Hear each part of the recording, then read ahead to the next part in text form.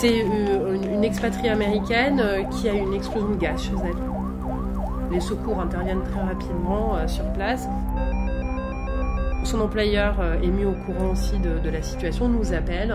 On a un très bon réseau au Ghana à Accra, on connaissait la structure où elle était hospitalisée. On a pu prendre contact avec le médecin responsable de la patiente qui nous a tout de suite fait un rapport médical au téléphone avec le consentement de l'employeur.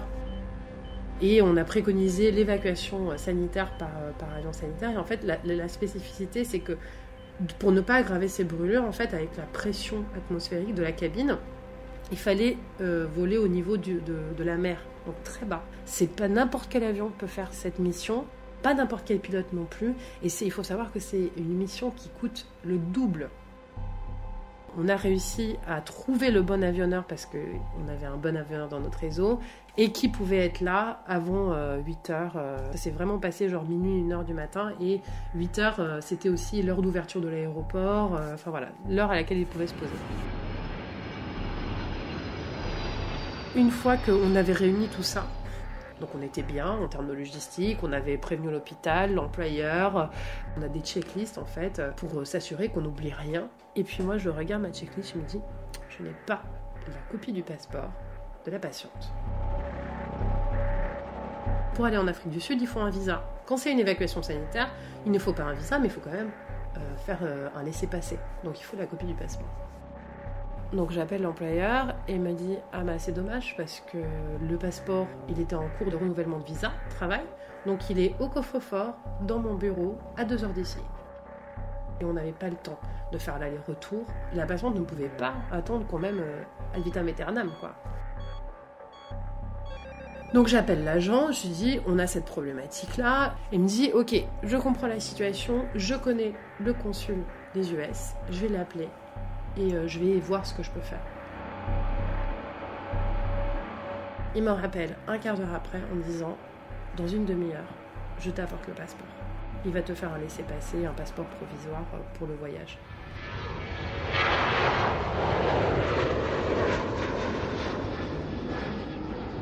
Si notre agent n'avait pas eu ces contacts-là sur place, eh ben on ne sait pas ce que cette personne serait devenue.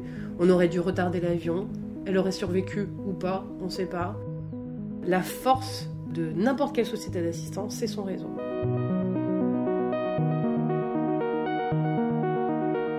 C'est le facilitateur local qui va vous trouver le passeport en une demi-heure, qui va vous dégoter le médicament qui est en rupture de stock à l'hôpital, mais parce qu'il connaît le pharmacien en chef de la pharmacie centrale et il va aller vous chercher à 3 heures du matin. C'est primordial en fait. Parfois, il en va de la survie de nos patients. Je suis arrivée dans ce métier un peu par hasard. J'ai fait un master en Sciences Po et moi, je n'avais pas envie de continuer mes études. Donc, je regardais les petites annonces et je suis tombée à l'époque sur une annonce de chargé d'assistance. J'y connaissais rien, moi, au domaine de l'assistance, en fait. J'avais jamais pris d'assurance voyage. Et quand j'ai lu le descriptif, je sais pas pourquoi, j'avais l'impression d'aller travailler pour une ONG. En me disant... oh là là, ça a l'air super bien. Et j'ai commencé comme chargée d'assistance, donc à gérer des vrais dossiers d'assistance sur le plateau, à organiser des évacuations, des rapatriements sanitaires. Quand on a commencé vraiment au cœur des opérations, entre guillemets, aller vers le réseau pour savoir un petit peu ce qui se passe dans les coulisses, c'est un peu la suite logique, parce qu'on se dit qu'on a cette connaissance opérationnelle, on a un recul nécessaire sur les problématiques et sur quels critères il faut mettre l'accent, en fait. Quel type de service on a besoin? Quel type de personne on a besoin, en fait? Je me souviens, c'était une de mes premières missions. Je devais visiter l'Éthiopie, le Kenya et la Tanzanie. Donc j'étais assez enthousiaste. Donc arrivé au Kenya, l'agent était venu me chercher avec un chauffeur et a dit normalement aujourd'hui ça devrait prendre une demi-heure, 3/4 d'heure pour qu'on arrive au bureau. On avait un prestataire d'un hôpital qui nous attendait. Donc le trafic est très très dense à Nairobi, tout le temps, à n'importe quelle heure de la journée. 45 minutes se passent, 1 heure se passe, et en effet, on est resté 5 heures coincés dans les embouteillages. Quand on est chargé de réseau, il faut s'adapter à tout. Donc là, c'est pas parce qu'on est dans un taxi, coincé dans les embouteillages, qu'on peut pas travailler. On prend notre téléphone, on prend des notes à la main, il n'y a pas d'ordi parce que la batterie, il n'y a pas pour brancher le câble de la batterie, donc on appelle le prestataire, on fait nos réunions, etc. Quand on va visiter un agent, donc on va auditer lui, sa structure, et aussi on va auditer son réseau, le réseau avec lequel il travaille. Et donc c'est lui qui va nous guider, qui va nous accompagner dans les visites des structures. Ce que j'avais pas imaginé, c'est l'implication que ça nécessite. La ligne entre le pro et le perso peuvent se mélanger très vite. 19h, je finissais mes mails et tout, et elle me dit il faut absolument que tu viennes dîner chez moi, il faut que je te présente ma mère. J'avais un vol de nuit, j'étais rincée, je voulais que aller me coucher en fait. J'ai pris ma patience et j'ai dit bon ok, mais par contre je passe juste à l'hôtel, me changer, me doucher, machin. Donc je connais sa mère, son mari, ses 4 chats, ses amis, ses voisins. On fait ça aussi pour gagner un peu de terrain auprès de la personne. C'est-à-dire que cet agent-là, moi de Paris, je l'appelle à 3h du matin, elle me répond toujours au téléphone. Et elle va toujours me dégoter une solution. Pour exercer ce métier-là, il faut aimer l'humain. Ça, c'est indéniable. Il faut aimer être dans la relation avec les personnes.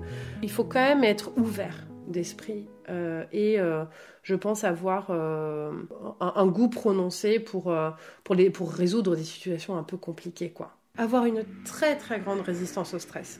Si par exemple vous n'arrivez pas à trouver d'agent au bout de 6 mois et qu'on continue à avoir des dossiers dans le pays, il y a quand même une pression qui s'installe. Où est-ce que je vais chercher ? Je vais chercher à la chambre de commerce, je vais essayer d'appeler les hôpitaux, je vais chercher à l'ambassade. Ça m'est arrivé d'appeler les représentations diplomatiques dans un pays, toutes pour savoir s'ils avaient des médecins ou s'ils avaient un profil de quelqu'un qui pourrait nous aider. Pour l'Éthiopie, j'ai mis 9 mois à trouver la personne qu'il nous fallait. Le métier d'assistant, c'est un métier de passion, ça suscite des vocations. Je pense que les gens qui restent dans l'assistance, je pense aussi longtemps que moi, sont forcément des passionnés.